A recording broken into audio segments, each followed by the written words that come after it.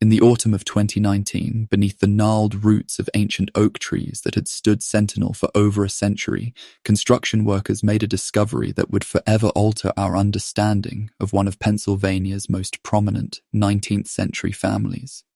The bulldozers had barely broken ground when they struck something that should never have been buried in what was once the prestigious Henderson estate's ornamental garden. Human remains, not one skeleton but fragments of at least 17 individuals, their bones bearing the unmistakable marks of violence that time could not erase. The Henderson Manor, with its imposing Gothic Revival architecture and towering spires that once commanded respect from the entire Allegheny Valley, now stood as a crumbling monument to secrets that had festered in darkness for more than a century and a half. The limestone facade, once pristine white, had aged to a sickly grey that seemed to absorb light rather than reflect it, creating an atmosphere of perpetual twilight even on the brightest days.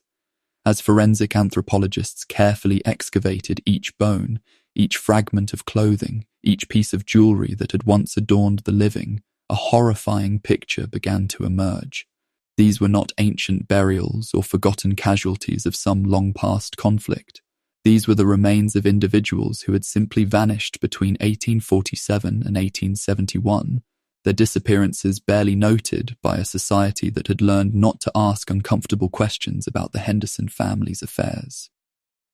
The coroner's initial report, leaked to local newspapers before authorities could impose their customary silence, revealed details that would have seemed impossible to believe were it not for the physical evidence lying in carefully catalogued boxes in the county morgue.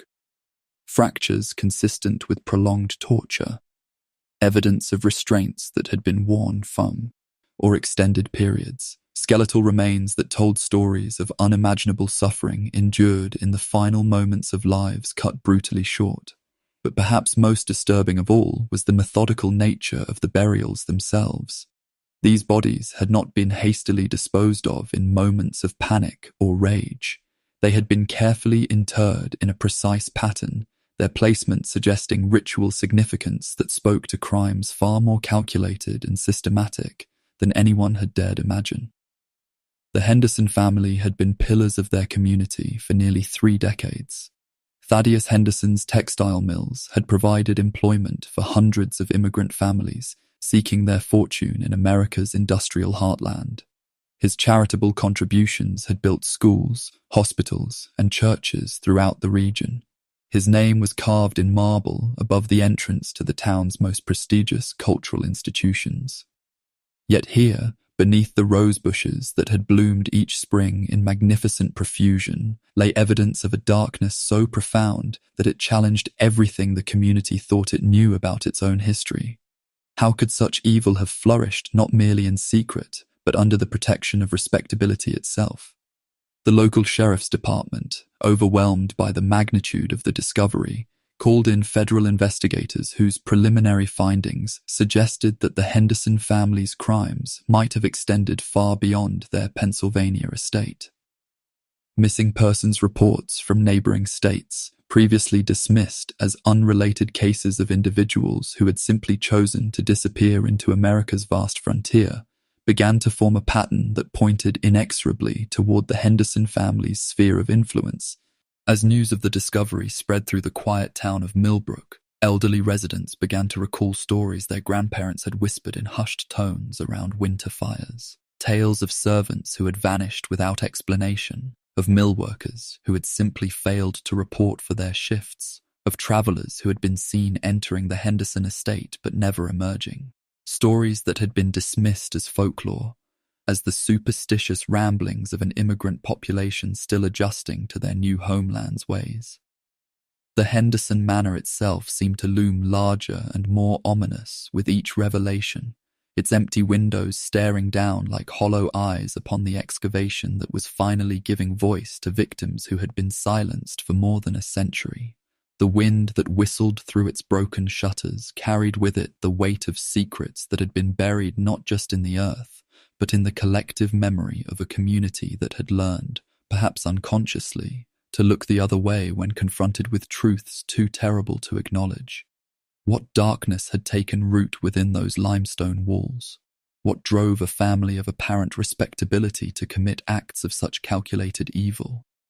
And how many more secrets lay buried, not just beneath the Henderson estate, but within the very foundations of a society that had chosen prosperity over truth, respectability over justice? The answers to these questions would emerge slowly, painfully, as investigators began to piece together a story that challenged everything we thought we knew about the nature of evil itself. This is that story. The year 1847 marked the beginning of what historians would later call the Pennsylvania Prosperity, a period of unprecedented industrial growth that transformed the sleepy farming communities of the Allegheny Valley into bustling centers of commerce and manufacturing. It was in this atmosphere of boundless opportunity and rapid social change that Thaddeus Henderson emerged, a man whose vision and ruthless ambition would reshape not only the economic landscape of the region, but the very moral fabric of the community itself. Born in 1815 to a family of modest means in the coal-rich hills of western Pennsylvania, Thaddeus Henderson possessed the combination of intelligence, charisma, and absolute moral flexibility that would prove essential to his rise in a society where old aristocratic bloodlines held less sway than raw determination and the ability to seize opportunity when it presented itself. His early years remain somewhat mysterious, with official records beginning only when he arrived in Millbrook in the spring of 1847, carrying with him a substantial sum of money whose origins he never publicly explained. The Millbrook of 1847 was a community in transition, its population swelling with waves of Irish and German immigrants fleeing poverty and political upheaval in their homelands. These newcomers, desperate for work and willing to accept conditions that established American workers would have rejected, provided the perfect labor force for an ambitious entrepreneur with few scruples about worker safety or fair wages. Henderson recognized this opportunity immediately and moved with characteristic decisiveness to exploit it. Within 6 months of his arrival, Henderson had purchased the failing Millbrook Textile Company and begun the aggressive expansion that would make him one of the region's wealthiest men within a decade. His mills, built along the swift-flowing Allegheny River, employed innovative machinery imported from England that could process raw cotton into finished cloth with unprecedented efficiency. More importantly, Henderson's mills operated around the clock, utilizing shift work that maximized productivity while minimizing the overhead costs that constrained his competitors. The Henderson mills quickly became the economic backbone of Millbrook, employing nearly 800 workers at their peak and generating wealth that rippled throughout the entire region. Local merchants prospered by supplying the mills with raw materials and the workers with basic necessities. Hotels and boarding houses sprang up to accommodate the steady stream of job seekers who arrived monthly, drawn by reports of steady wages and reliable employment. Yet even as Henderson's business empire flourished, perceptive observers noted disturbing patterns in his operations. Worker turnover was unusually high, even by the standards of an industry notorious for harsh conditions. Employees would simply disappear, sometimes in the middle of a shift, leaving behind personal belongings and unpaid wages that Henderson would claim as compensation for breach of contract. These disappearances were explained away as evidence of the immigrant population's inherent instability, their tendency to move on suddenly in search of better opportunities elsewhere. The construction of Henderson Manor began in 1849, when Thaddeus's wealth had grown sufficient to support the lifestyle he believed befitted his station in society. The mansion, designed by acclaimed architect Jonathan Hartwell, was intended to serve as both private residence and symbol of Henderson's permanent commitment to the community. Built of limestone quarried from Henderson's own property, the manor featured 3 distinct wings arranged around a central courtyard, creating a structure that was both elegant and imposing. The architectural details of Henderson Manor reflected the Gothic revival style that was gaining popularity among America's newly wealthy industrialists. Pointed arch windows, elaborate stone tracery, and towering spires created an atmosphere of medieval grandeur that seemed almost anachronistic in the Pennsylvania wilderness. Yet the manor's most distinctive feature was its unusual basement level, which extended far deeper into the earth than structural requirements would suggest, creating a network of chambers whose purpose would remain mysterious for decades. The manor's completion in 1851 marked Henderson's full acceptance into the social elite of the region. His marriage to Eleanor Whitmore, daughter of a prominent Philadelphia banking family, cemented his position among Pennsylvania's aristocracy and provided him with the social connections necessary to expand his influence beyond the industrial sphere into politics and finance. The wedding, held in the manor's newly completed ballroom, was attended by governors, senators, and business leaders from across the state, marking Henderson's transformation from mysterious newcomer to established pillar of the community. Yet even as Henderson's public reputation reached its zenith, those who worked most closely with him began to notice disturbing changes in his behavior and demeanor. Thaddeus Henderson stood 6 feet and 4 inches in his polished leather boots, a towering figure whose physical presence commanded attention in any room he entered. His dark hair, meticulously groomed and slightly grey at the temples by his 40th year, framed a face that observers described as both handsome and unsettling, possessed of the kind of penetrating gaze that seemed to see through pretense and social convention to the fears and desires that lay beneath. Contemporary accounts from business associates and social peers consistently noted Henderson's remarkable ability to adapt his personality to whatever situation demanded. In boardrooms, he projected the confident authority of a man accustomed to having his decisions implemented without question. At social gatherings, he displayed the cultured refinement expected of a man of his station, discussing literature and philosophy with the same ease that he negotiated industrial contracts. Yet servants and workers who encountered him in less formal settings described a different man entirely, one whose cold efficiency and casual cruelty suggested depths of character that polite society preferred not to acknowledge. Henderson's daily routine reflected the methodical precision that characterized all aspects of his life. He rose each morning at 5 o'clock, beginning his day with an hour of correspondence conducted in his private study, a windowless room on the manor's ground floor that he had designed specifically to prevent eavesdropping or interruption. His breakfast, served precisely at 6:30, consisted invariably of the same items: 2 eggs prepared exactly 4 minutes, toast cut into precise triangles, and coffee served at a temperature that the kitchen staff measured with a thermometer to ensure consistency. The rituals surrounding Henderson's meals revealed much about his character and his relationship with those who served him. He demanded absolute silence during breakfast, reading his correspondence while eating with mechanical efficiency. Any deviation from his established routine, a minute's delay in service, a slight variation in food preparation, or the slightest noise from the kitchen, would provoke reactions that ranged from icy displeasure to explosive rage, depending on his mood and the nature of the transgression. His business dealings reflected the same combination of intelligence and ruthlessness that governed his personal life. Henderson possessed an almost supernatural ability to identify his opponent's weaknesses and exploit them without mercy or hesitation.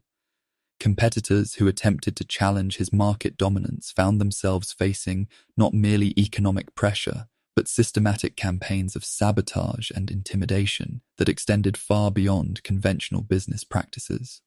Workers who attempted to organize for better conditions simply disappeared, their absence explained away as evidence of their unreliability and ingratitude. Yet perhaps most disturbing of all was Henderson's relationship with his own family. His marriage to Eleanor Whitmore had been celebrated as a romantic union between 2 of Pennsylvania's most prominent families, but those who observed the couple closely noted the gradual transformation that overtook Eleanor in the months following their wedding. The vivacious young woman who had charmed Philadelphia's social elite became increasingly withdrawn and nervous, starting at unexpected sounds and watching her husband with the kind of fearful attention that prey animals display when sensing the presence of predators. The birth of their 3 children, Marcus in 1852, Lillian in 1854, and Samuel in 1856, seemed to intensify rather than soften Henderson's controlling nature. He involved himself in every aspect of their upbringing, insisting on personally selecting their tutors, approving their reading materials, and supervising their social interactions with a degree of micromanagement that struck even Victorian-era observers as excessive. The children, particularly as they grew older, displayed the same nervous deference toward their father that characterized their mother's behavior, suggesting that Henderson's domestic authority was maintained through methods that extended far beyond conventional paternal discipline. Henderson's charitable activities, which provided the foundation for his public reputation as a pillar of the community, took on a different character when viewed through the lens of his private behavior. His donations to local institutions invariably came with conditions that increased his influence over their operations. His support for immigrant families typically involved employment arrangements that created relationships of dependence rather than genuine assistance. Even his religious observances, regular attendance at Sunday services, and substantial contributions to church building funds seemed calculated to maintain appearances rather than reflect genuine faith or moral commitment.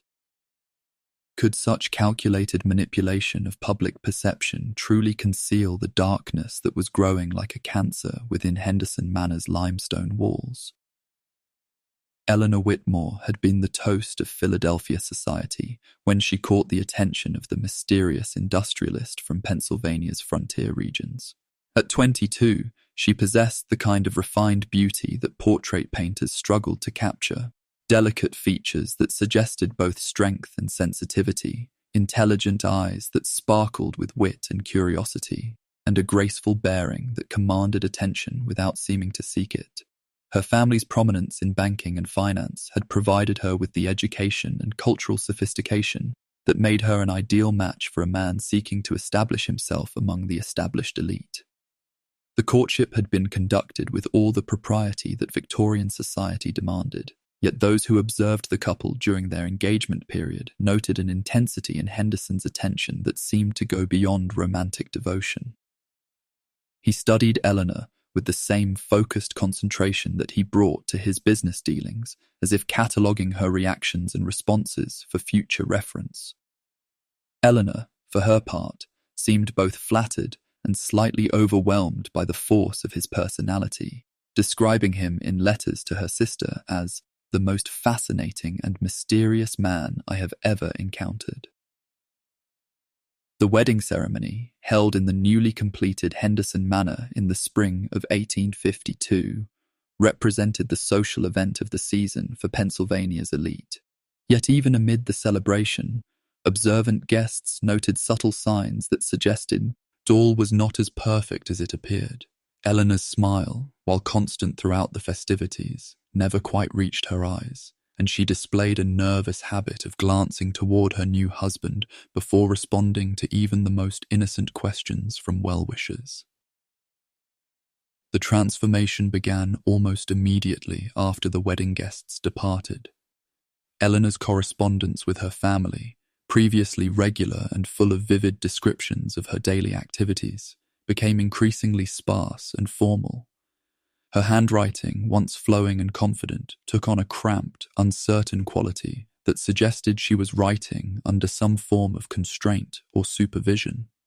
References to her husband's business activities disappeared entirely from her letters, replaced by vague mentions of household management and social obligations.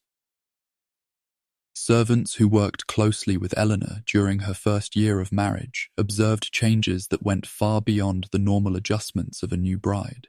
The confident young woman who had charmed Philadelphia's social circles became increasingly timid and indecisive, seeking permission before making even the most trivial household decisions. She developed a habit of starting at unexpected sounds and would often be found standing at windows, staring out at the estate grounds with an expression that servants described as haunted or fearful. The birth of her first child, Marcus, in 1852, seemed to intensify rather than alleviate Eleanor's distress. While Victorian society expected new mothers to experience some degree of melancholy following childbirth, Eleanor's condition went far beyond normal adjustment difficulties. She would often be found in the nursery at all hours of the night, not caring for the child, but simply sitting motionless in a chair, staring at the cradle with an expression of profound sorrow that suggested she was mourning rather than celebrating the new life. Her relationship with her subsequent children, Lillian and Samuel, followed a similar pattern of distant affection mixed with what appeared to be genuine fear. She would hold them close during their early years, as if trying to protect them from some unnamed threat. But as they grew older and came more under their father's direct influence, she seemed to withdraw emotionally, treating them with the same nervous deference that characterized her interactions with her husband. By 1860, Eleanor's deterioration had become impossible to hide from the broader community. Her rare appearances at social functions revealed a woman who bore little resemblance to the vibrant young bride of 8 years earlier. She had become gaunt and pale, her once lustrous hair now dull and often disheveled despite the efforts of her lady's maid. What horrors had transformed Philadelphia's brightest social star into a shadow of her former self? The Henderson children grew up in an atmosphere that can only be described as a masterclass in psychological manipulation, their young minds shaped by forces that would have challenged the sanity of experienced adults. Marcus, Lillian, and Samuel developed under the constant weight of their father's expectations and their mother's barely concealed terror, creating a family dynamic that was as unhealthy as it was unnatural. Marcus Henderson, born in 1852, was from his earliest years groomed to be his father's successor in all things. Tall for his age and possessed of the same imposing physical presence that characterized his father, Marcus displayed an intelligence that impressed tutors and a cruelty that terrified servants. By the age of 10, he had learned to mimic his father's cold efficiency in dealing with subordinates, treating household staff with the same casual disregard for their humanity that he observed in his father's behavior. The boy's education was carefully supervised by Thaddeus, who personally selected tutors based not on their academic credentials, but on their willingness to ignore the unconventional aspects of Marcus's upbringing.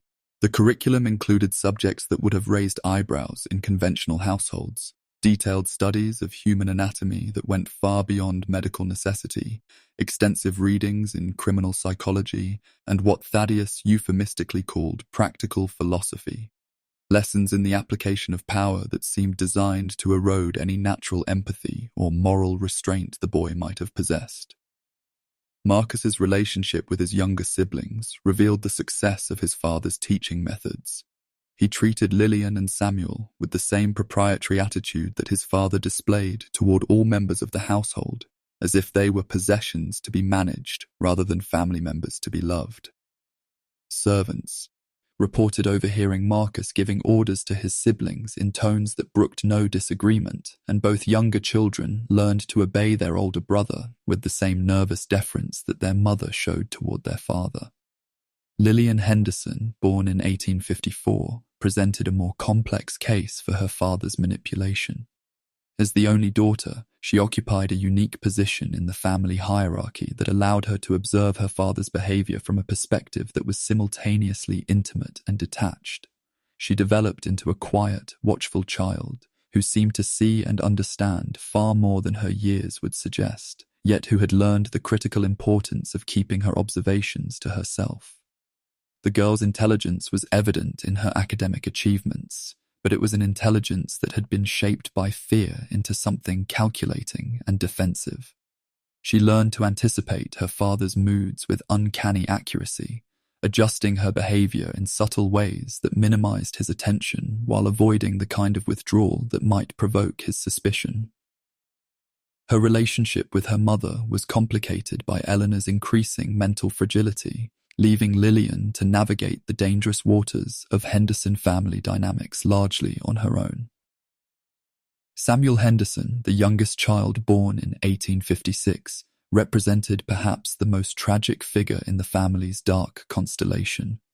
Sensitive by nature and physically smaller than his siblings, Samuel bore the brunt of his father's attempts to strengthen him through methods that would have been considered abusive in any other context. Thaddeus seemed to view his youngest son's gentle nature as a weakness that required correction through increasingly harsh measures. The boy's attempts to seek comfort from his mother were met with Eleanor's own terror-induced withdrawal, leaving Samuel caught between his father's cruelty and his mother's emotional unavailability. He developed a stutter that worsened under stress and a habit of self-injury that servants observed but dared not report. His relationship with Marcus became increasingly strained as his older brother learned to use Samuel's vulnerability as a means of demonstrating his own strength and dominance. The three children's shared experiences created a bond that was as twisted as it was strong. They learned to communicate through glances and subtle gestures, developing a private language that allowed them to share information and coordinate their responses to their father's unpredictable moods. Yet this same bond was corrupted by the competitive dynamics that Thaddeus deliberately fostered, encouraging them to report on each other's transgressions and rewarding betrayal with small privileges and momentary approval. The children's education extended beyond formal academic subjects to include what their father called practical training in the basement chambers of Henderson Manor. The exact nature of these sessions remained secret, but servants who cleaned the children's clothing reported stains and odors that suggested exposure to substances and situations that no child should encounter. The psychological impact of these experiences was evident in the children's behavior, which combined premature sophistication with emotional damage that manifested in disturbing ways. What twisted lessons were being taught in the hidden chambers beneath Henderson Manor, and how would these children carry forward the dark legacy that their father was so carefully cultivating? Martha Crowley arrived at Henderson Manor in the spring of 1853, a sturdy Irish woman of 35, whose previous employment in the grand houses of Philadelphia had prepared her for the demanding standards of wealthy families. What she discovered within the limestone walls of the Henderson estate, however, challenged very assumptions she had formed about the nature of domestic service and the boundaries of acceptable behavior among the American elite. Martha's initial impressions of her new position were entirely positive. The manor itself was magnificently appointed, with furnishings that rivaled those of the finest homes in Philadelphia and New York. Her quarters in the servants' wing were spacious and comfortable, a marked improvement over the cramped accommodations she had endured in previous positions. The wages offered by Henderson were generous, and the household staff she joined seemed competent and well-trained. Yet within weeks of her arrival, Martha began to notice disturbing patterns in the daily routine of Henderson Manor. The turnover among the lower-level servants was unusually high, with maids and kitchen staff disappearing without notice or explanation. When Martha inquired about these sudden departures, she was told by the butler, William Hartwell, that immigrant workers were naturally unstable and prone to abandoning their positions without proper notice. The explanation might have been plausible if not for the personal belongings that these vanished servants left behind. Martha discovered entire wardrobes hanging in empty rooms, family photographs carefully displayed on windowsills, and precious mementos that no worker would willingly abandon. When she brought these items to Hartwell's attention, he instructed her to dispose of them, explaining that Henderson considered abandoned property to be forfeiture for breach of contract. Martha's unease deepened as she observed the family's interactions during her daily duties. Eleanor Henderson's nervous behavior and obvious fear of her husband were impossible to ignore, despite the woman's attempts to maintain appearances. The children, particularly young Samuel, displayed signs of psychological distress that went far beyond normal childhood difficulties. The mills operated on a 24-hour schedule that was revolutionary for its time, with 3 distinct shifts that kept the machinery running continuously.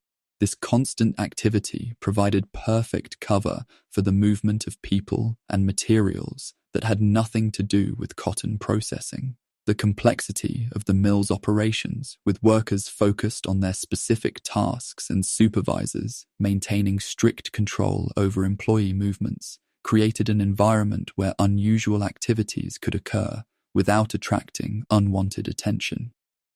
Henderson had designed the mills with a basement level that extended far deeper than structural requirements would suggest, creating a maze of chambers that were officially designated as storage areas, but served more sinister purposes. Access to these underground spaces was restricted to a small group of supervisors who had been carefully selected for their loyalty and their willingness to remain silent about what they observed during their duties.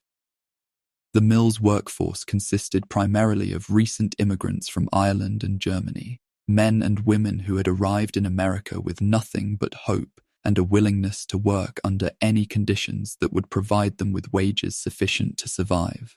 Their desperate circumstances made them ideal victims for Henderson's schemes, as they lacked the social connections or legal knowledge necessary to seek help when they found themselves in situations that went beyond harsh working conditions into outright exploitation. The recruitment process for the mills was handled through a network of boarding houses and employment agencies that served the immigrant community. Henderson had established relationships with individuals who could identify workers who were completely isolated, people who had no family connections in America, no friends who would notice if they disappeared, and no understanding of their legal rights or the proper channels for seeking help when they encountered problems. Workers who were selected for special assignments in the mill's basement operations were told that they had been chosen for their reliability and discretion. The work, they were informed, involved handling sensitive materials and processes that were protected by trade secrets, requiring them to sign confidentiality agreements that prevented them from discussing their duties with other employees or outsiders. The wages for this specialized work were significantly higher than standard mill wages, providing additional incentive for workers to accept assignments that might otherwise have raised suspicions. The reality of these basement operations was far different from what workers had been led to expect. The chambers had been equipped with restraints and devices that served no legitimate industrial purpose. Workers who descended into these spaces found themselves trapped in situations that quickly escalated from unusual working conditions to outright imprisonment. The soundproofing that Henderson had installed as part of the mill's construction ensured that any cries for help would be inaudible to workers on the upper floors.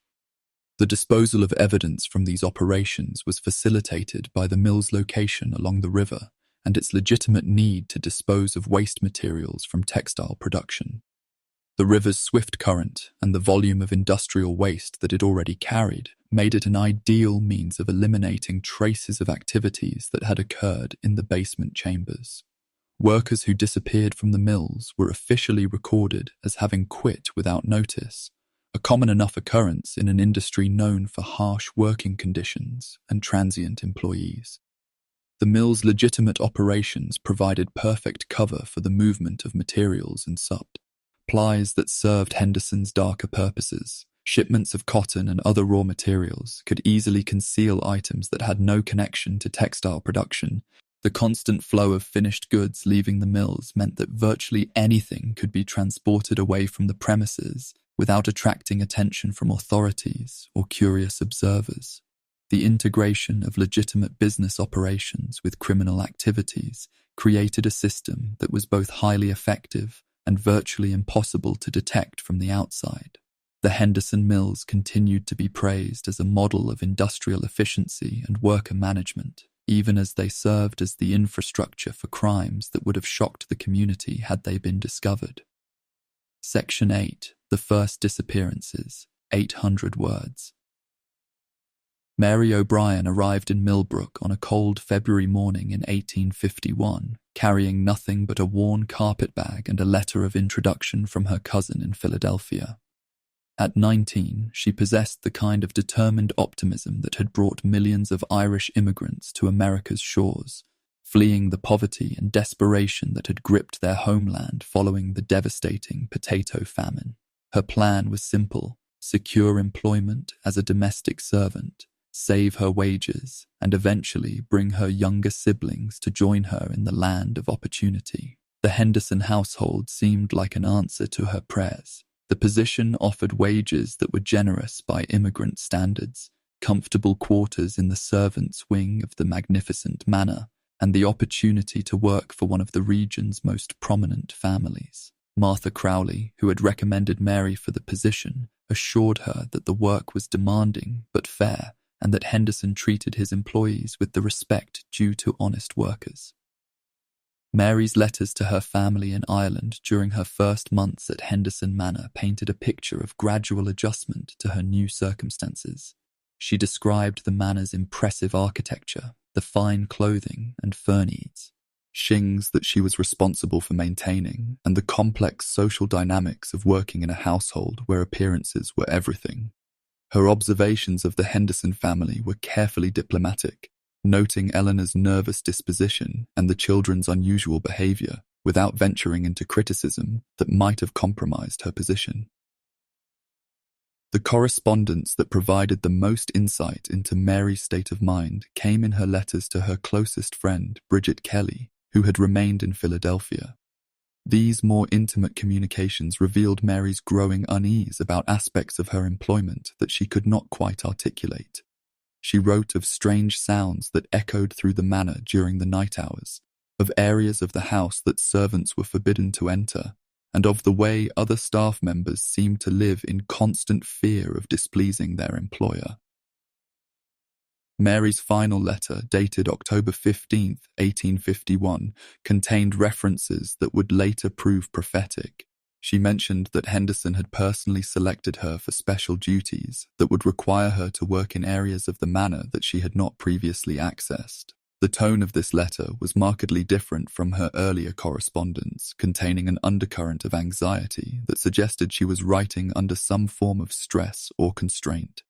The letter's most disturbing passage read, "I pray that you will remember me in your prayers, dear friend, for I find myself in circumstances that I cannot fully explain.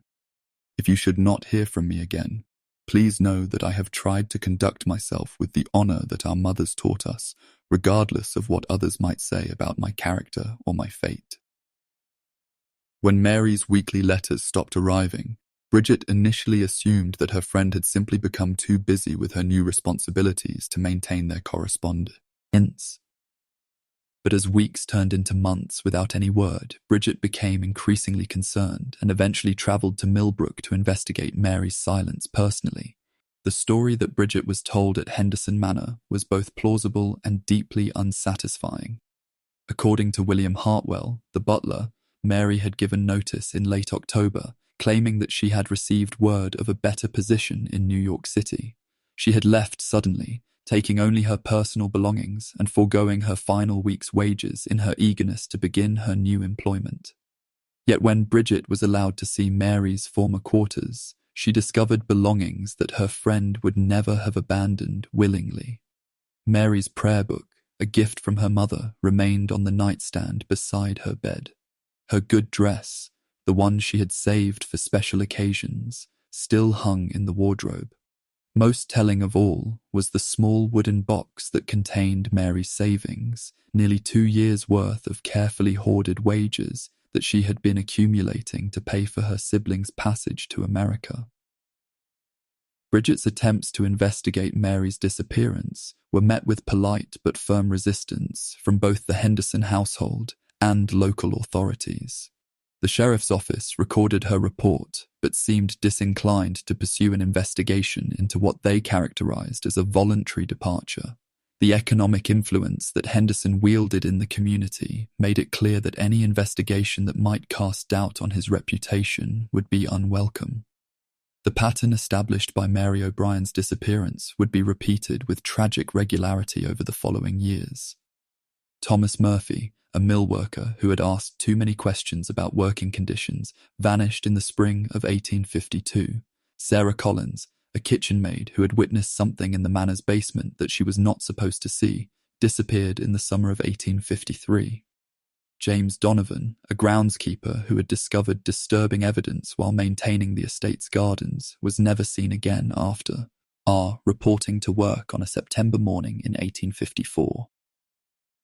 Each disappearance was explained away with stories that seemed reasonable on the surface but crumbled under closer examination. Yet the pattern of these vanishings would remain hidden for decades, as the victims had been chosen specifically for their isolation and their lack of connections to people who might have the power to demand answers.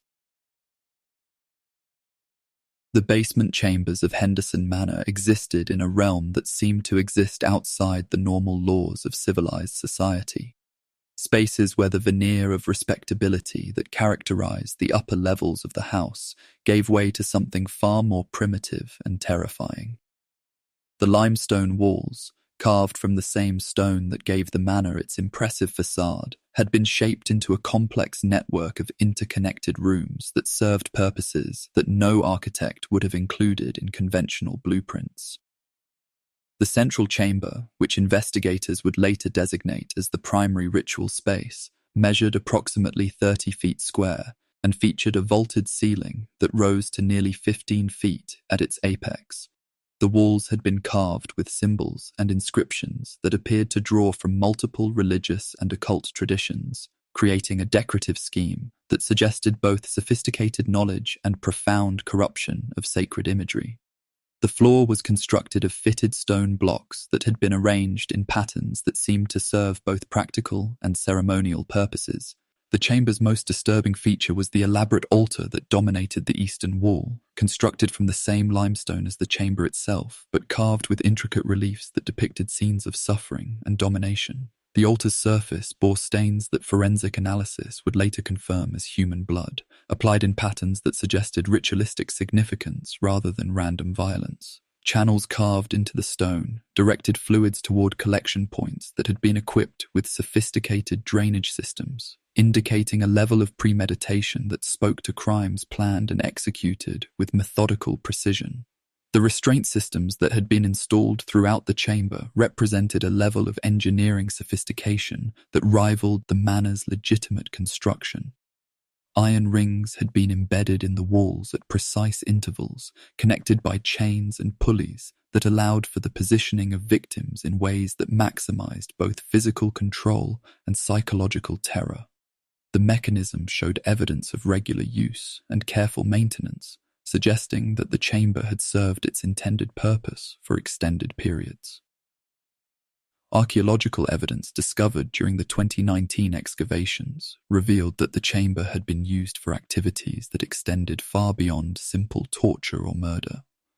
Bone fragments found embedded in the floor's mortar suggested that victims had been dismembered in the chamber itself, with body parts processed according to some systematic method that investigators could only partially reconstruct. The presence of lime deposits throughout the chamber indicated that chemical dissolution had been used to eliminate evidence, a technique that required considerable knowledge of chemistry and access to materials that would have been difficult for ordinary criminals to obtain. The chamber's acoustics had been carefully designed to contain sound while amplifying it for those present within the space. The vaulted ceiling and precisely angled walls created an echo effect that would have intensified the psychological impact of any sounds generated during the chamber's use. Conversely, the thick limestone construction and the chamber's location deep beneath the manor's ground floor ensured that no sounds would carry to the upper levels, allowing activities to proceed without any risk of detection by unsuspecting family members or servants. Connected to the primary chamber through a series of narrow corridors were smaller rooms that had been equipped for specific purposes related to the central activities.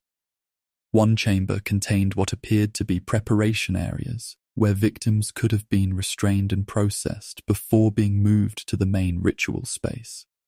Another room featured primitive surgical equipment and chemical apparatus that suggested experiments or procedures that went beyond simple killing into systematic torture and mutilation. The most chilling discovery was a chamber that had been configured as a viewing area, with stone benches arranged to provide optimal sightlines to the main ritual space. The wear patterns on these benches indicated regular use by multiple individuals, suggesting that the Henderson family's crimes had been conducted not in isolation, but as entertainment for a select group of participants or observers. The implications of this discovery extended the scope of the investigation far beyond the Henderson family itself, raising questions about the involvement of other prominent community members in the systematic horror that had unfolded beneath the manor. Documentation found in hidden compartments within the basement revealed that the activities conducted in these chambers had been carefully recorded and catalogued. Henderson had maintained detailed records of each victim, including personal information, methods of capture, and descriptions of the procedures to which they had been subjected. These records, written in Henderson's own hand, revealed a level of organization and systematic approach that transformed individual crimes into what could only be described as an industrial-scale operation. The psychological profiles that emerged from analysis of these records suggested that Henderson and his associates had developed increasingly sophisticated methods for selecting victims who would provide the maximum psychological satisfaction while minimizing the risk of detection. The records indicated preferences for victims who were isolated, vulnerable, and unlikely to be missed by anyone with the social standing or resources necessary to mount an effective investigation. Perhaps most disturbing of all was evidence that the basement chambers had been used for what appeared to be training purposes, with detailed descriptions of how various techniques and procedures should be performed. The records suggested that Henderson had been systematically passing on his knowledge and methods to others, creating a network of individuals who could continue the activities even in his absence. The implications of this discovery raised terrifying questions about how far the corruption had spread and how many other locations might have been equipped for similar purposes. The basement chambers of Henderson Manor represented more than simply the scene of individual crimes. They constituted evidence of a systematic approach to evil that challenged fundamental assumptions about the nature of human behavior and the possibility of such activities remaining hidden within civilized society. The death of Thaddeus Henderson in the winter of 1863 marked not the end of the horror that had consumed Henderson Manor, but rather its transformation into something even more organized and methodical under the direction of his eldest son. Marcus Henderson, at 31 years of age, had spent his entire adult life preparing for this moment, learning at his father's knee the intricate balance of public respectability and private monstrosity that had allowed the family's crimes to flourish undetected for more than a decade. Marcus possessed all of his father's calculating intelligence, combined with a level of education and social sophistication that made him an even more dangerous successor. Where Thaddeus had been forced to learn through trial and error, Marcus had the benefit of systematic instruction in both the practical and theoretical aspects of what he had come to view as the family's hereditary calling. His formal education at prestigious Eastern universities had provided him with knowledge of psychology, chemistry, and human anatomy that he applied to his inherited activities with scientific precision. The transition of leadership occurred seamlessly, with Marcus assuming control of both the legitimate business operations and the hidden criminal enterprise that his father had built. The mill workers and household staff noticed no change in their daily routines, while the select group of associates who participated in the basement activities found that Marcus brought new levels of organization and efficiency to their shared interests. One of Marcus's first innovations was the expansion of what his father had begun as a relatively informal network of like-minded individuals into a structured organization with clearly defined roles and responsibilities. Drawing on his knowledge of business management and organizational psychology, Marcus created a system that maximized both the security and the effectiveness of the group's activities while minimizing the risk of detection or betrayal. The recruitment process for new members became more sophisticated under Marcus's leadership, with potential candidates subjected to careful psychological evaluation and gradual initiation procedures that ensured their complete commitment before they were exposed to the group's full activities.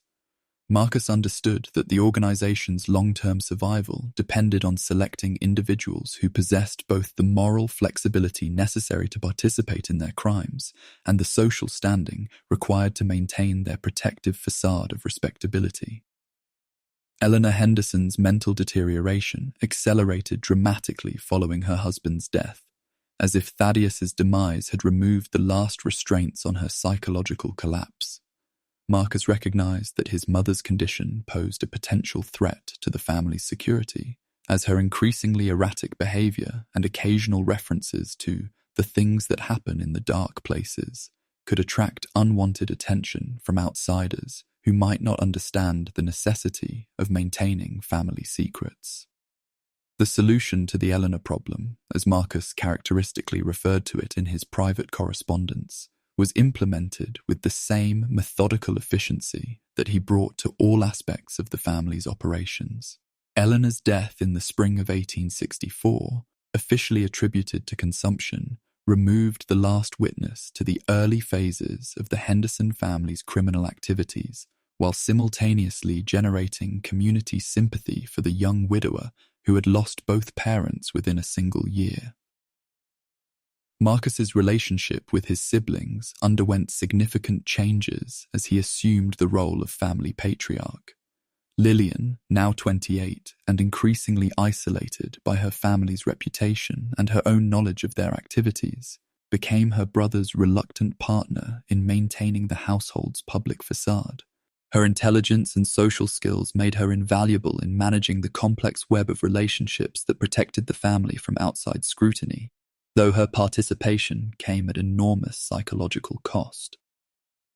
Samuel Henderson, the youngest and most sensitive of the siblings, represented a more complex challenge for Marcus's leadership.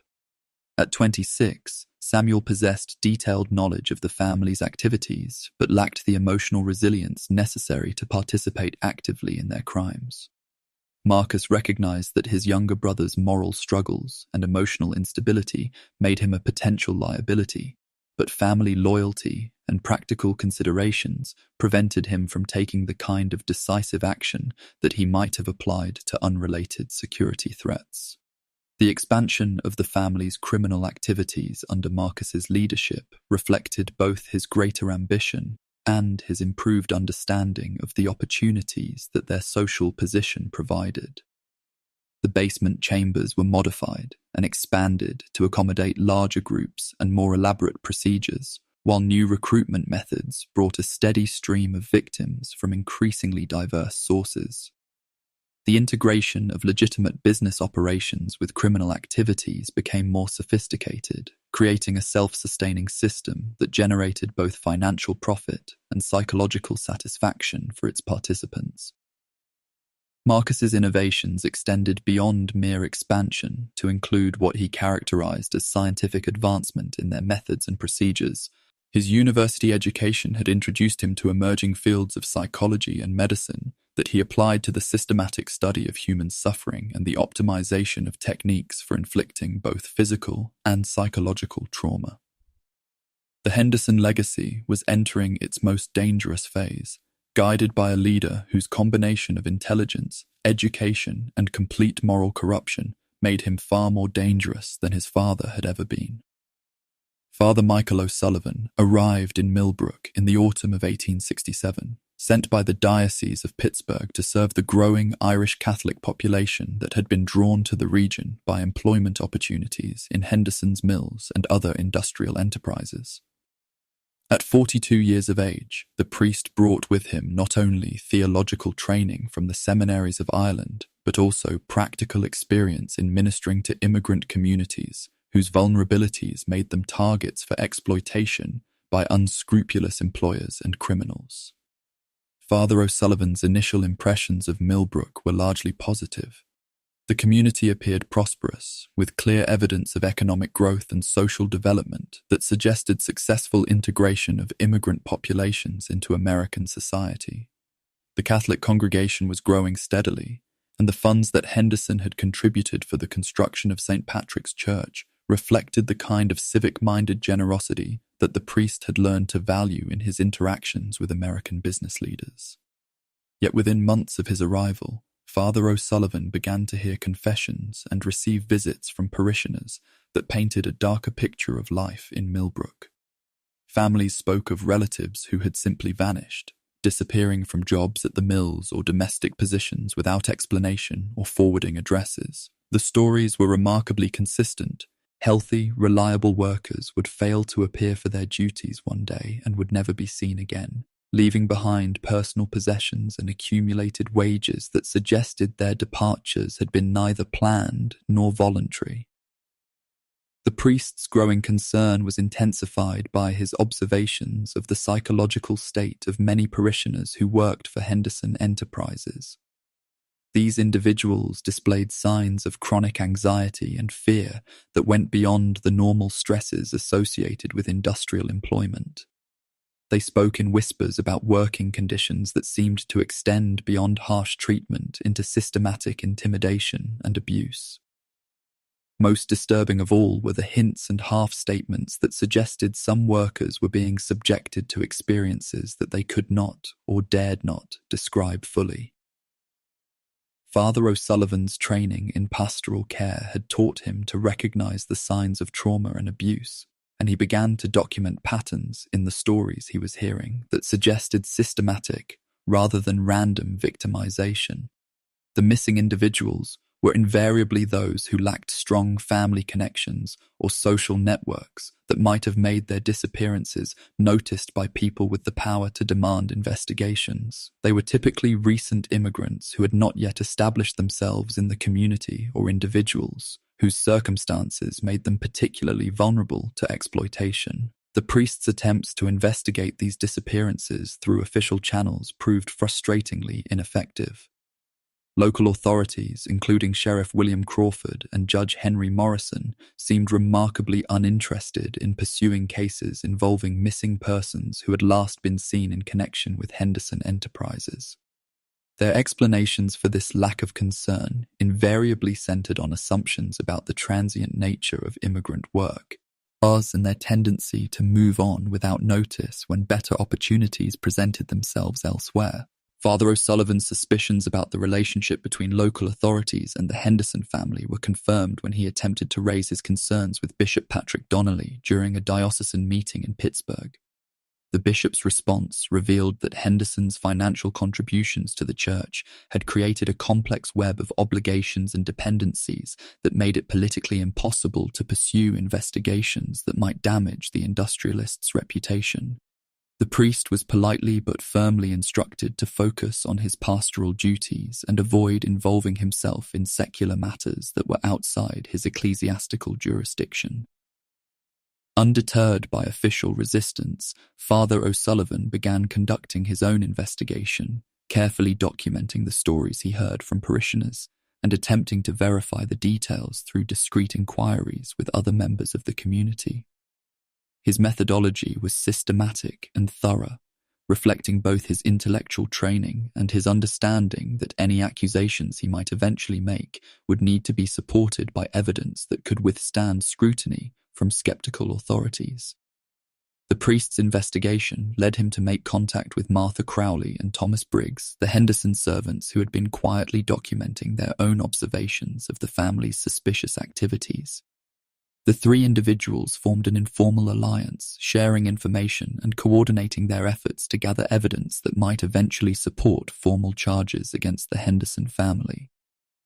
Their collaboration was conducted with extreme caution, as all three understood that their investigations put them at considerable personal risk. Father O'Sullivan's position as a Catholic priest provided him with certain protections that the servants lacked, but it also created limitations on his ability to act on the informers. He was gathering. His clerical vows prevented him from breaking the seal of confession, even when parishioners revealed information that might have provided crucial evidence of criminal activity. The moral and practical dilemmas that Father O'Sullivan faced in pursuing his investigation reflected the broader challenges confronting anyone who attempted to expose corruption that was protected by wealth, political influence, and social respectability. The Henderson family's ability to operate with impunity for more than 2 decades was not simply a matter of careful planning and execution, but rather the result of a systematic network of complicity that extended throughout the social, political, and economic structures of the region. The web of relationships that protected the family from investigation and prosecution revealed the extent to which corruption could infiltrate even the most basic institutions of law and order when sufficient wealth and influence were brought to bear. Sheriff William Crawford, who had held his elected position since 1855, represented the most direct level of protection that the Henderson family enjoyed within the law enforcement community. Crawford's reluctance to investigate reports of missing persons connected to Henderson Enterprises was not simply a matter of incompetence or indifference, but rather reflected a carefully maintained relationship that provided him with financial benefits that far exceeded his official salary. Property records discovered during later investigations revealed that Crawford owned substantial real estate holdings that had been purchased with funds that could not be accounted for through his legitimate income. The sheriff's protection of Henderson interests extended beyond mere neglect of his duties to active suppression of evidence and intimidation of potential witnesses. Individuals who attempted to report suspicious activities or file complaints about missing relatives found themselves subjected to harassment and threats that made clear the futility of pursuing official channels for redress. Crawford's deputies, many of whom owed their positions to his patronage, understood that their continued employment depended on their willingness to ignore certain types of criminal activity while maintaining the appearance of effective law enforcement in other areas. Judge Henry Morrison, whose circuit court had jurisdiction over serious criminal matters in the region, provided another crucial layer of protection for the Henderson family's activities. Morrison's relationship with Henderson was more subtle than the sheriff's direct financial dependence, but no less effective in ensuring that any legal challenges to the family's activities would be dismissed or diverted before they could pose a serious threat. The judge's social connections to Henderson through various business and charitable organizations created conflicts of interest that made impartial adjudication of any Henderson-related matters virtually impossible. The complicity extended beyond law enforcement and judicial officials to include prominent businessmen and political leaders who benefited from Henderson's economic influence while choosing to remain willfully ignorant of the methods by which his wealth was generated and maintained.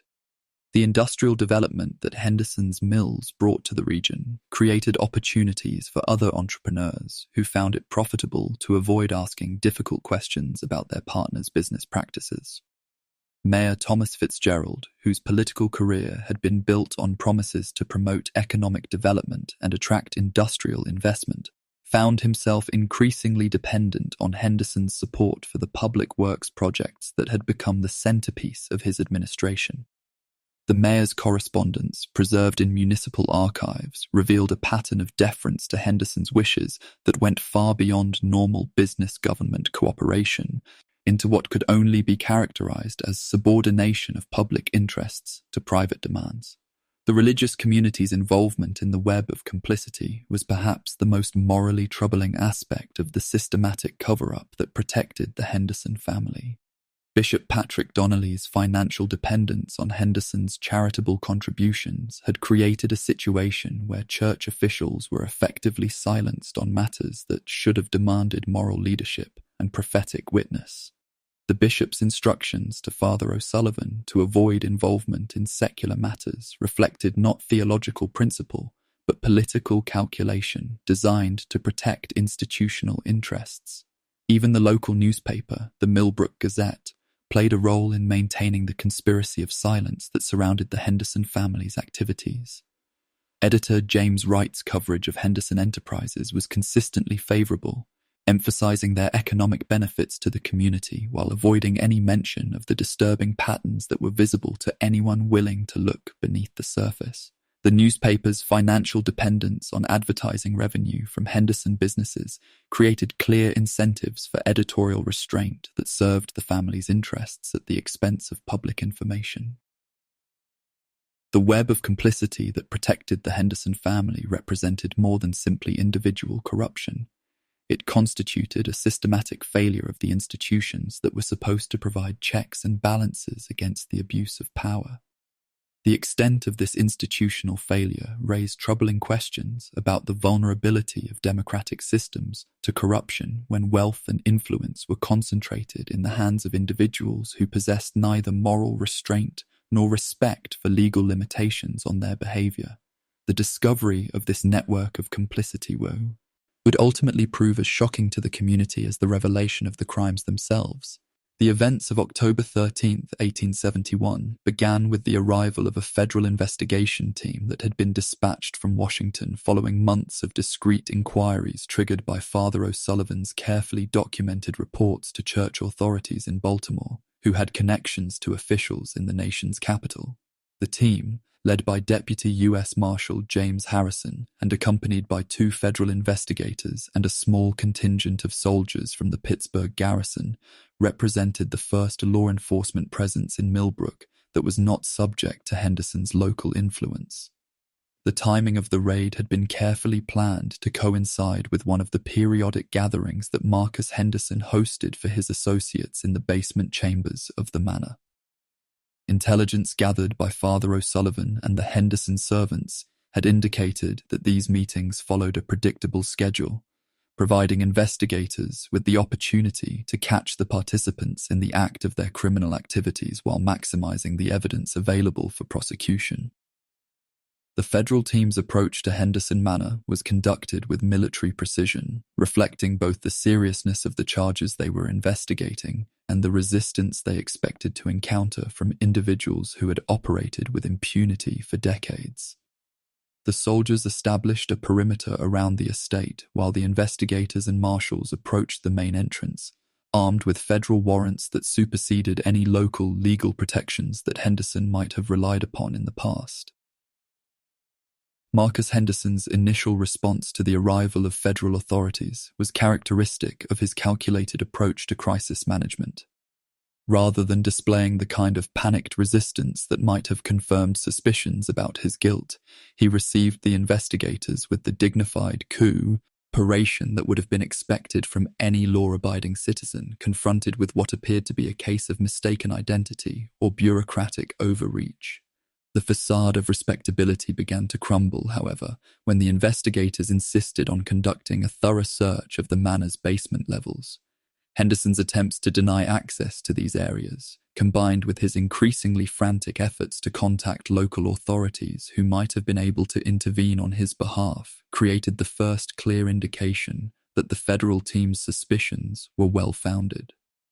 The discovery of the basement chambers and their contents provided evidence that exceeded even the investigators' expectations for what they might find.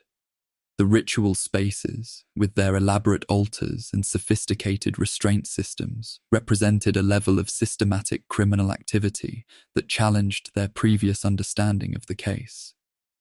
The presence of several individuals who had been restrained in the chambers at the time of the raid provided living witnesses to activities that would have been difficult to prove based solely on physical evidence. The resistance that Henderson and his associates offered to the federal investigators escalated dramatically when they realized that their usual methods of influence and intimidation would be ineffective against law enforcement officials who operated outside the local power structure. The confrontation that ensued in the basement chambers resulted in violence that claimed the lives of 3 associates and left Henderson himself critically wounded before he could be subdued and arrested.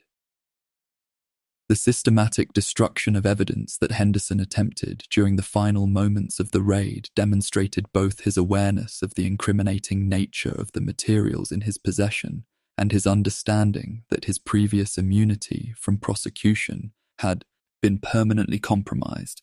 The investigators were able to preserve significant quantities of documentation, including Henderson's detailed records of victims and procedures, but much of the evidence that might have provided a complete picture of the family's crimes was lost to the flames that Henderson ignited in a final desperate attempt to protect himself and his surviving associates.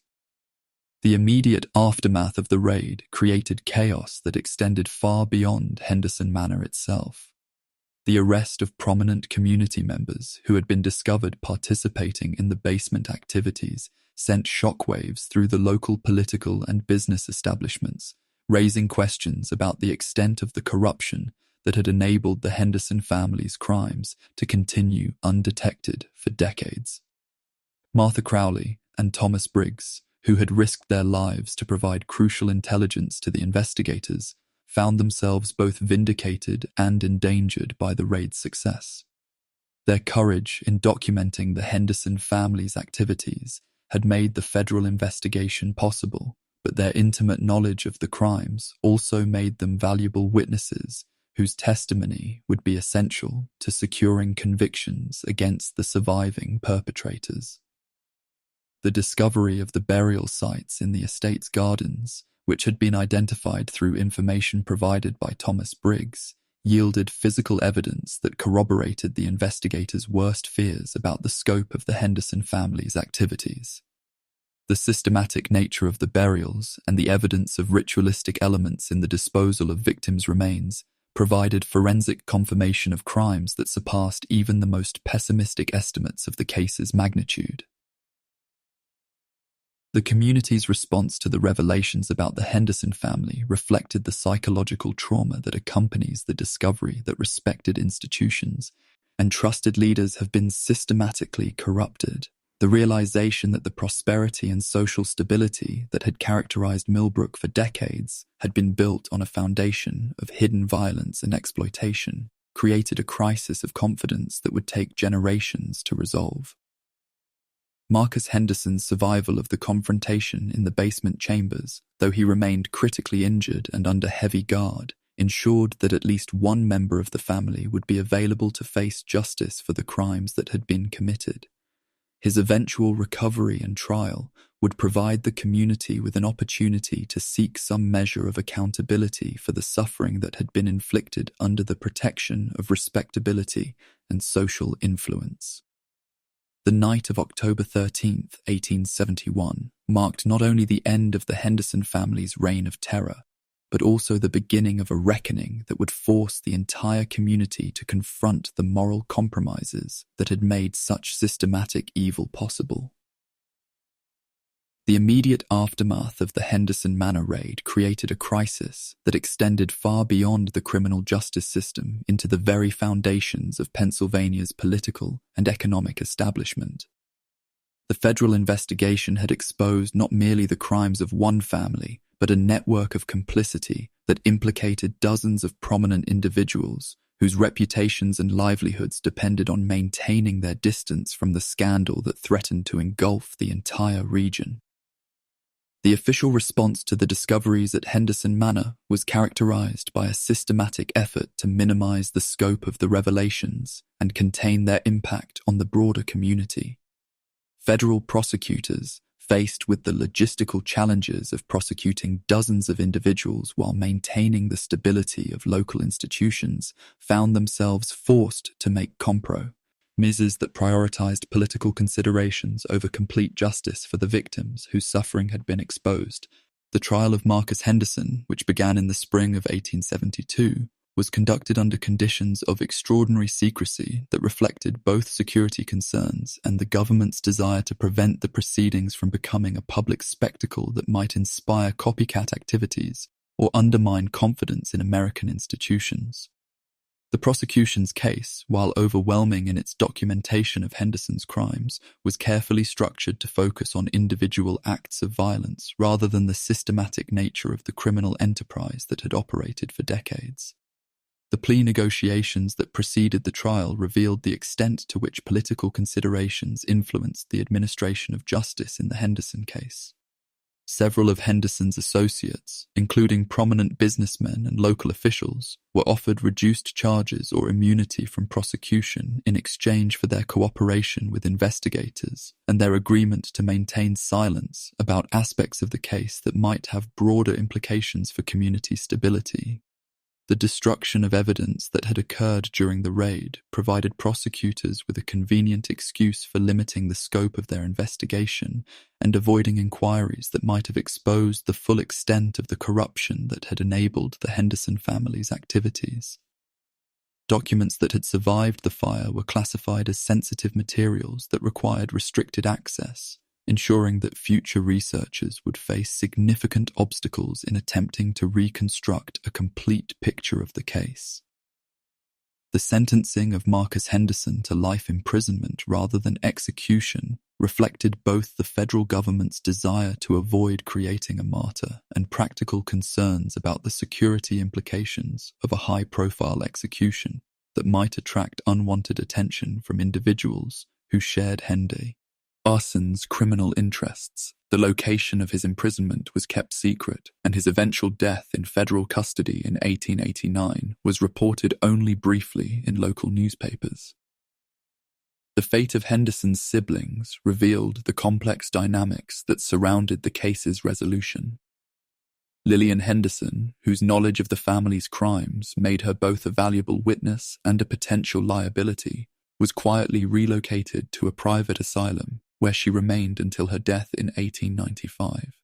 Samuel Henderson, the youngest and most psychologically damaged member of the family, disappeared shortly after the raid and was never conclusively located, though rumors persisted for decades about sightings of a disturbed individual who bore his resemblance in various parts of the western United States.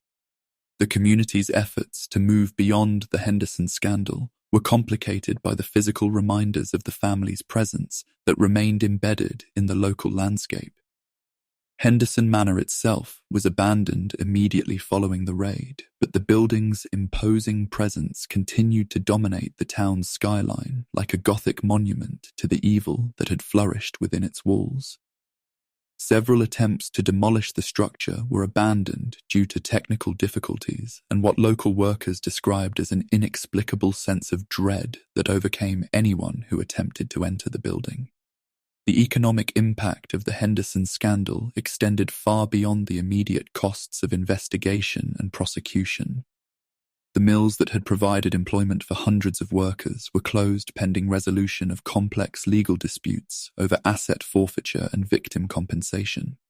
The resulting unemployment and economic disruption created hardships that persisted for years, contributing to the community's desire to forget the entire episode and discouraging efforts to memorialize the victims or preserve historical evidence of their suffering. The cover-up that followed the Henderson case was not a matter of deliberate conspiracy, but rather the natural result of a community's collective desire to escape from a traumatic chapter in its history. The psychological mechanisms that had allowed the crimes to continue, undetected for decades, willful ignorance, deference to authority, and the prioritization of economic stability over moral accountability, continued to operate in the aftermath, ensuring that future generations would inherit an incomplete and sanitized version of the truth. The rediscovery of the Henderson family's crimes in 2019 began with what appeared to be a routine archaeological survey conducted in preparation for a luxury housing development on the site of the former Henderson estate. The construction company, unaware of the property's dark history, had commissioned the survey as part of standard environmental impact assessments required for projects involving historically significant sites. What they uncovered would force a complete re-evaluation of one of Pennsylvania's most carefully buried secrets. Dr. Sarah Mitchell, the forensic anthropologist who led the excavation team, described the discovery as unlike anything she had encountered in 20 years of professional experience. The systematic nature of the burials, the evidence of ritualistic elements in the disposal of remains, and the sophisticated methods used to conceal the crimes suggested a level of organization that challenged conventional understanding of serial criminal behavior in the 19th century. The forensic analysis of the remains revealed details that had been impossible to determine using the investigative techniques available to authorities in 1871. Modern DNA analysis allowed researchers to identify several victims whose disappearances had been recorded in historical documents, but whose fates had remained unknown. Physical evidence of torture and systematic abuse provided scientific confirmation of testimonies that had previously been dismissed as unreliable or exaggerated. The excavation also uncovered artifacts and structural remains that had survived the century and a half since the Henderson crimes were committed. Hidden chambers that had been sealed during the 1871 raid contained preserved evidence that provided new insights into the scope and methods of the family's criminal activities. The discovery of additional documentation that had escaped the fire damage revealed connections to similar criminal enterprises in other parts of the country, suggesting that the Henderson case was part of a broader network of systematic abuse that historians had not previously recognized. Local historian Dr. James Crawford, whose great-grandfather had been one of the federal investigators involved in the original case, described the 2019 discoveries as providing crucial context for understanding patterns of corruption and institutional failure that had characterized the Gilded Age period. The Henderson case, when viewed in its proper historical context, represented not an isolated example of individual criminal behavior, but rather a symptom of systemic problems that had made such crimes possible and profitable. The community's response to the rediscovery of the Henderson crimes reflected the complex relationship between historical memory and contemporary identity that characterizes many American communities dealing with traumatic chapters in their past. While some residents welcomed the opportunity to acknowledge and memorialize the victims whose suffering had been hidden for so long, others worried about the impact that renewed attention to the case might have on property values and the town's reputation. The descendants of immigrant families who had been most directly affected by the Henderson crimes expressed mixed feelings about the renewed attention to their ancestors' suffering. Some family members appreciated the opportunity to learn the truth about relatives whose disappearances had remained mysterious for generations, while others preferred to maintain the silence that had protected their families from the stigma associated with being crime victims in a society that often blamed the poor and vulnerable for their own victimization. The technological advances that made the 2019 investigation possible also raised new questions about other unsolved cases from the same historical period. The techniques used to analyze the Henderson evidence were applied to cold cases from other parts of Pennsylvania and neighboring states, revealing patterns that suggested the existence of similar criminal enterprises that had operated with comparable impunity during the industrial expansion of the late 19th century. The establishment of a memorial garden on the site of the Henderson estate provided a focus for community efforts to acknowledge the victims and preserve the historical lessons of the case. The memorial's design incorporated elements that honored both the individual victims whose remains had been recovered and the broader community of vulnerable people who had been exploited by those who possessed wealth and power without moral restraint. The echoes of the Henderson case continued to resonate through contemporary discussions of power, privilege, and institutional accountability, providing historical context for understanding how systematic abuse could flourish when protected by respectability and enabled by corruption. The Henderson family's reign of terror stands as a chilling testament to the darkest capabilities of unchecked power and societal complicity. Their story forces us to confront uncomfortable truths about how evil can flourish when wrapped in respectability's cloak and protected by wealth's golden armor. What transforms ordinary individuals into architects of such systematic horror? The Henderson case reveals how power, when divorced from moral restraint, creates its own twisted logic. Thaddeus Henderson didn't begin as a monster. He evolved into one, each transgression emboldening the next, each covered-up crime expanding his sense of invincibility. His wealth brought not just silence, but active participation from those who should have been society's guardians. The psychological profile that emerges is deeply disturbing. The Hendersons operated with methodical precision, treating human lives as commodities to be consumed for their pleasure. They created elaborate rituals around their cruelty, suggesting a pathological need to transform random violence into structured evil. This wasn't madness, it was calculated malevolence operating under the protection of social status. Perhaps most haunting is the web of complicity that enabled their crimes. Sheriff Morrison's willful blindness, Judge Hartwell's convenient delays, even Father McKenna's selective moral outrage, all contributed to a system that protected predators while abandoning their prey. The immigrant workers, the servant girls, the desperate and displaced, they became invisible to a society that valued prosperity over human dignity. The Henderson legacy forces us to examine how communities can become complicit in evil through willful ignorance. When economic interests align with moral corruption, entire social structures can become instruments of oppression. The mill workers' families knew something was wrong, but their survival depended on Henderson's favor. The townspeople heard whispers, but their prosperity flowed from Henderson wealth. These victims, Mary O'Brien, Patrick Sullivan, Anna Kowalski, and countless others, deserve more than historical footnotes. Their lives, cut short by calculated cruelty, represent the ultimate cost of unchecked power. They trusted in systems that failed them, believed in authorities who betrayed them, and died in darkness while their killers lived in luxury. The Henderson story serves as a stark reminder that evil often wears society's most respectable masks. It thrives not in chaos, but in order, particularly in social orders that prioritize wealth and status over justice and human dignity. Their crimes succeeded because good people chose comfort over courage, prosperity over principle. The 2019 archaeological discoveries beneath Henderson Manor marked not an end, but a beginning. The commencement of the most comprehensive investigation into 19th century serial crimes ever undertaken in Pennsylvania.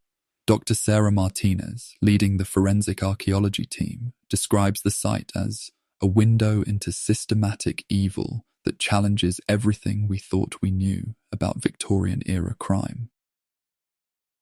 Advanced forensic techniques unavailable to previous generations of investigators now illuminate details that were once lost to time. Ground-penetrating radar has revealed additional burial sites extending far beyond the manor's formal gardens. Isotope analysis of the victims' remains tells stories of their origins: Irish immigrants, German labourers, Polish farmers, people whose disappearances barely registered in official records, but whose bones now testify to their tragic ends. The Pennsylvania Historical Commission has partnered with international experts in historical criminology to piece together the full scope of Henderson activities. Dr. James Mitchell from Oxford University's Centre for Historical Crime Studies brings decades of experience investigating similar cases across Europe. His preliminary findings suggest the Henderson operation may have connections to a broader network of wealthy predators operating across the industrial Northeast. Recently discovered correspondence, found sealed within the manor's walls during renovation attempts, provides chilling insights into the family's mindset. Marcus Henderson's personal journals, written in a cipher that took cryptographers 18 months to decode, reveal meticulous planning and a disturbing pride in what he termed the family enterprise. These documents are currently under analysis at the FBI's Behavioral Analysis Unit, where profilers are developing new understanding of historical psychopathy. The investigation has also uncovered evidence of the cover-up's extent. Records from the Pennsylvania State Archives, previously classified, show that federal authorities in 1871 possessed far more evidence than was ever made public.